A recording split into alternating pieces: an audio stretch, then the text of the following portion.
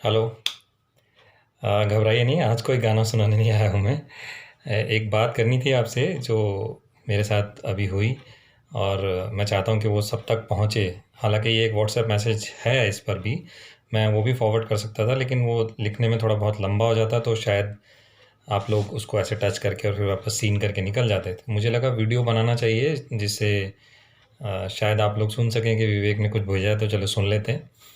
तो ये आजकल जो सिचुएशन चल रही है हमारी कोरोना की, जिस तरह से केसेस बढ़ रहे हैं और जिस तरह से हम लोग 2 ढाई महीने से इस बीमारी से जूझ रहे हैं, तो उससे फ़ियर होना, एंग्जाइटी होना, स्ट्रेस होना, डिप्रेशन होना, ये बहुत कॉमन है और सब लोगों को हो रहा है। मुझे भी बहुत ज़्यादा डर तो नहीं था, लेकिन हाँ, मुझे भी डर है और मैं बहुत एंग्शियस था। इसी सिलसिले में मेरी फिजिशियन हैं, एक फैमिली फिजिशियन हमारी, उनसे बात हो रही थी, तो उन्होंने बड़ी अच्छी इंटरेस्टिंग एक बात मुझसे पूछी कि देखो, जब 100 लोग थे, 100 केसेस थे, तब हमारे डर का लेवल क्या था, और अब लगभग 1.5 लाख 2 लाख केसेस हो रहे हैं, तब हमारे डर का लेवल क्या है। तो उन्होंने कहा कि इसका जो आंसर है शायद ना वो ह्यूमंस के साइकोलॉजिकल व्यूइंग ऑफ थिंग्स में है। एक उन्होंने मुझे एक फ़िलॉसफ़ी के बारे में बताया जिसका नाम था कपलर रोज़ मॉडल। कपलर रोज़ मॉडल। इसमें क्या दिया हुआ है कि कोई भी ह्यूमन जब किसी ट्रेजेडी से, नेचुरल डिज़ास्टर से, एक्सीडेंट से या किसी और तरह की अपने उसके साथ जो हैपनिंग्स हुई हैं उनसे गुज़रता है, तो 5 स्टेजेस होती हैं उसकी।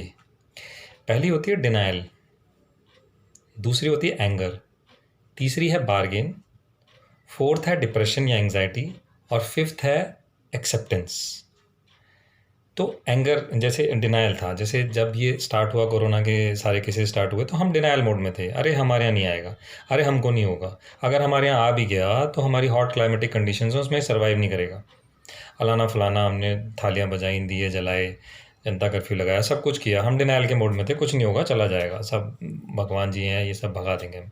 वो पहली स्टेज थी हमारी।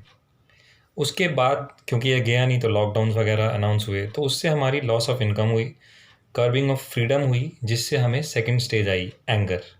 इस फिलॉसफी की सेकंड स्टेज, नॉट कोरोना, इस फिलॉसफी की सेकंड स्टेज आई एंगर।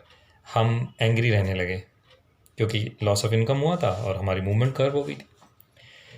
अब जब ये सब चलता रहा और हमें लगा कि हाँ चलेगा भी, लॉकडाउन चलेगा, तो हमने बार्गेन करना स्टार्ट किया कि लॉकडाउन सही है या नहीं है, पहले करना चाहिए था, नहीं करना चाहिए था, बाद में करना चाहिए था, अब क्यों कर रहे हैं। इस तरीके की बार्गेनिंग शुरू करी हमने, उससे भी कुछ नहीं हुआ। नंबर ऑफ़ केसेस की प्राइसिंग बढ़ते गए, खूब सारे केसेस बढ़ गए।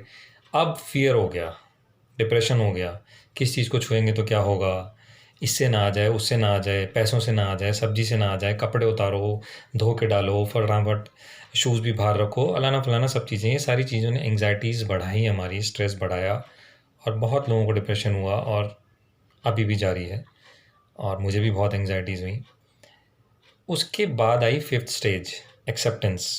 जब गवर्नमेंट ने इसे अनलॉक करना शुरू किया, सब चीज़ों को वापस खोलना शुरू किया, ऑफिसेस खोलने शुरू करे, शॉप्स खोलनी शुरू करी, अभी मॉल्स वगैरह ये सब भी खुलने वाले हैं कुछ दिन में। तो अनलॉकिंग जब शुरू हुई, तो हमारी एक्सेप्टेंस शुरू हुई कि भाई, जैसे गवर्नमेंट ने भी कहा कि you have to live with corona. अब हमने एक्सेप्ट कर लिया है कि हमें कोरोना के साथ रहना है, सारे प्रिकॉशन लेने हैं, लेकिन कोरोना रहेगा। ठीक है, तो एक्सेप्ट कर लिया हमने। तो ये 5 स्टेज इस थ्योरी के हिसाब से हमारे साथ भी आई हैं, और ये सिर्फ कोरोना के लिए सही नहीं है, ये लाइफ की किसी भी प्रॉब्लम के लिए, किसी भी ट्रेजेडी के लिए सही है। ये 5 स्टेजेस होती हैं, आती हैं उसमें। अब एक समझदार इंसान को क्या करना चाहिए? समझदार इंसान को ये करना चाहिए कि जो इसकी 5 स्टेजेस हैं, उसकी फर्स्ट स्टेज है डिनायल, वो मना करता है। उस डिनायल से उसको सीधा 5वीं स्टेज पे जंप मारनी चाहिए, एक्सेप्टेंस पे।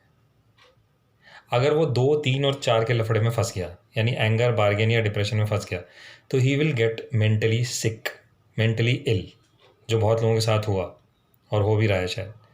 तो एक समझदार आदमी को पहले डिनायल में वो भी होता है, लेकिन एक्सेप्ट कर लेना चाहिए। जितनी जल्दी वो एक्सेप्ट करेगा, उतनी ही बेटर वे से वो इससे फाइट आउट कर पाएगा।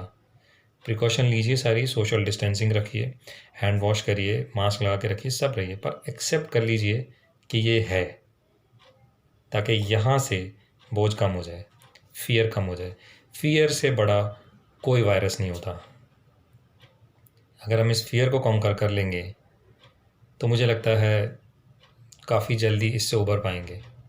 जो होना है होगा, होता रहे, लेकिन हमें इस फ़ियर को हावी नहीं होने देना है, 5वीं स्टेज पे आ जाना है। अभी अब किसी और स्टेज की गुंजाइश नहीं है, 5th स्टेज पे आ जाइए। तो मुझे लगा ये मैसेज मैं शेयर करूँगा, तो आप इस तरह से ज़्यादा उसको अच्छी तरह से आइडेंटिफ़ाई कर पाएँगे। ये फ़िलॉसफ़ी बहुत बढ़िया है, कपलर-रोज़ मॉडल, नोट डाउन करके रख लीजिए, कहीं लाइफ़ में हमेशा काम आएगी।